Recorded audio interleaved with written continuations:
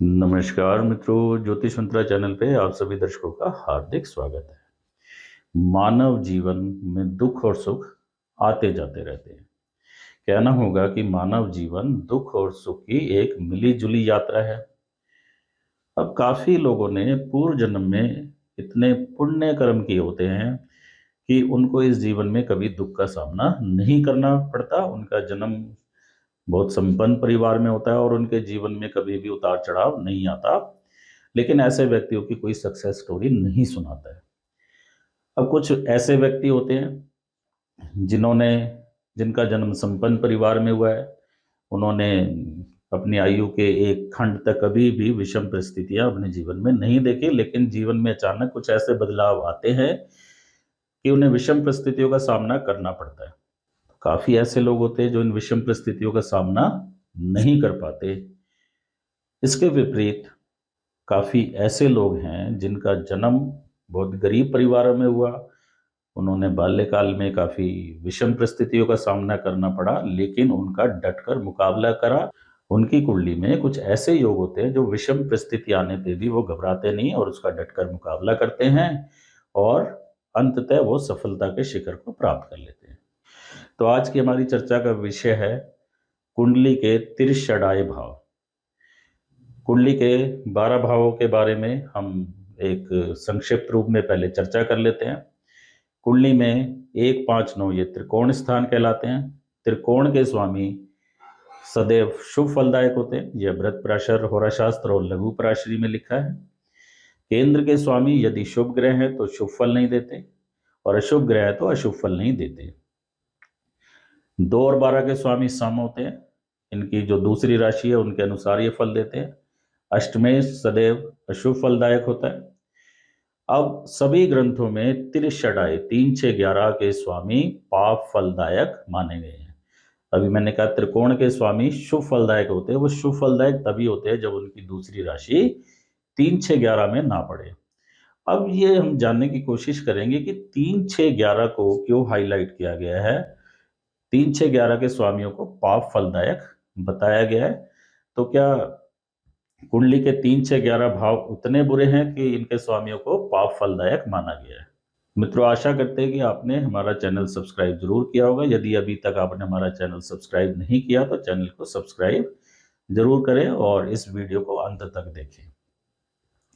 कुंडली का जो तीसरा भाव है वो हमारे पराक्रम को, साहस को दर्शाता है, टीम वर्क को दिखाता है।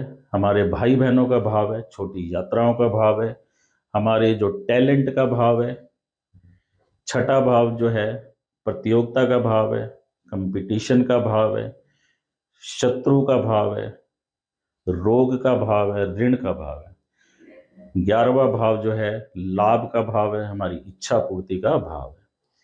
ज्योतिष के प्राय सभी ग्रंथों में यह कहा गया है कि 3, 6, 11 त्रिषडाय भावों में पाप ग्रह जो है अच्छा फल देते हैं। तो जानिए ऐसा क्यों होता है। तीसरे भाव जो है टैलेंट का भाव है, छोटी यात्राओं का भाव है, टीम वर्क का भाव है, भाई बहनों का भाव है, हमारे पराक्रम का भाव है।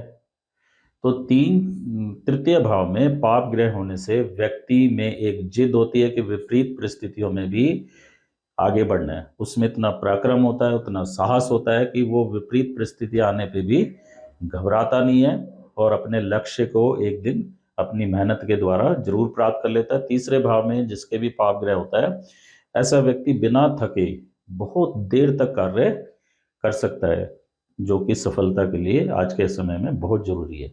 ये हमारे टैलेंट का भी भाव मैंने बताया। आजकल आप कितनी भी पढ़ाई लिखाई कर ले, जब तक आप में कोई यूनिक टैलेंट नहीं है तो आप इस संसार में सफलता के शिखर तक तो नहीं पहुंच सकते। हाँ, आप छोटी मोटी सफलता जरूर प्राप्त कर लेंगे, लेकिन अगर सफलता के शिखर तक पहुंचना है तो आप में कोई यूनिक टैलेंट होना चाहिए। टैलेंट हमेशा ये नहीं होता कि आप गाने में अच्छे हैं या म्यूजिक में अच्छे हैं या ड्राइंग में अच्छे हैं। मनुष्य के जीवन में बहुत सारे टैलेंट हो सकते हैं। टीम वर्क का भाव भी बताया। आज के जीवन में सफल होने के लिए टीम वर्क की बड़ी इंपॉर्टेंस है। थर्ड भाव मैंने कम्युनिकेशन का भी बताया। तो कम्युनिकेशन स्किल्स जिसकी जितनी अच्छी है वो उतना ही सफल व्यक्ति माना जाता है।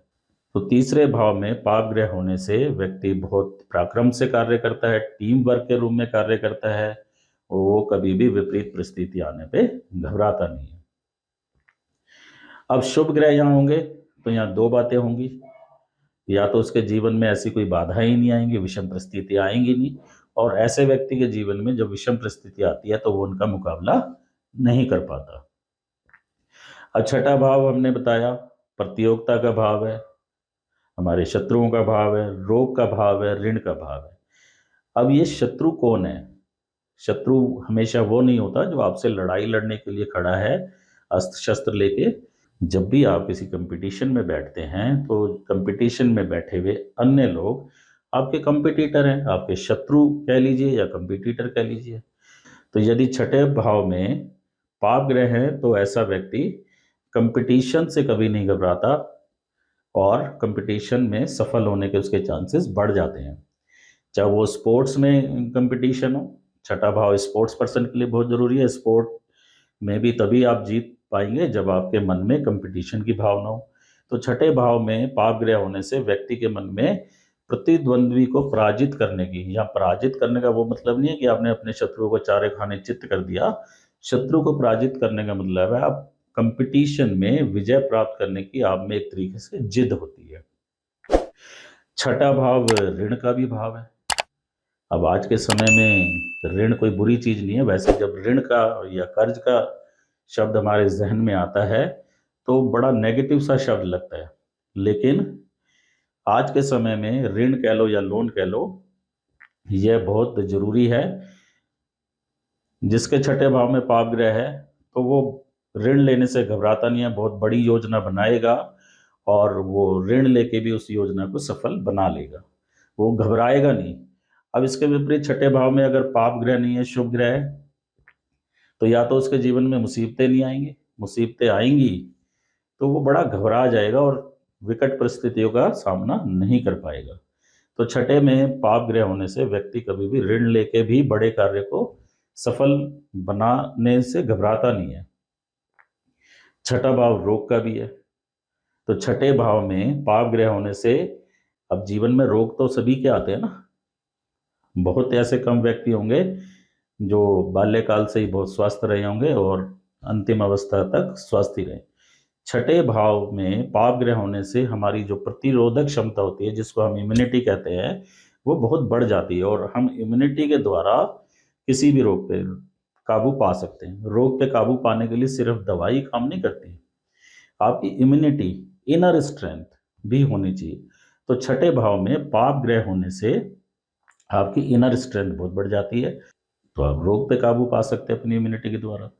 तो जब तक आप अपने रोग पे काबू नहीं पाएंगे तो आप आगे नहीं बढ़ सकते। अब छठे भाव में पाप ग्रह नहीं है तो व्यक्ति के जीवन में या तो रोग होगा नहीं, और होगा तो उसकी इम्यूनिटी फिर वीक रहेगी और वो जल्दी ही तरह तरह की बीमारियों से ग्रसित हो जाएगा। अब 11वां भाव जो है लाभ का भाव है, इच्छा पूर्ति का भाव है। तो जब 11वें भाव में पाप ग्रह होता है, विशेष तौर पर राहु की 11वें भाव में बहुत प्रशंसा की गई है।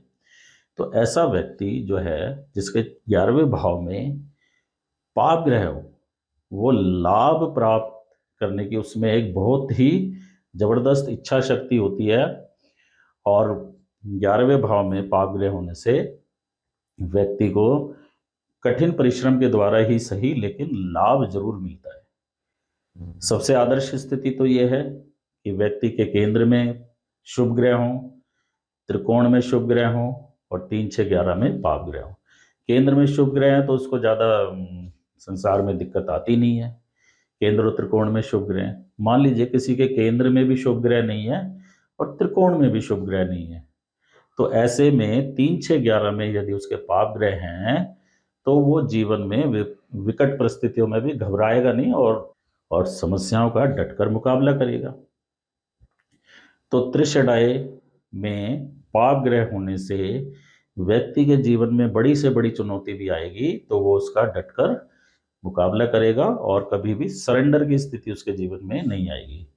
तो आज के युग में शून्य से शिखर तक की यात्रा में त्रिषणाय भाव की बड़ी इंपॉर्टेंस है।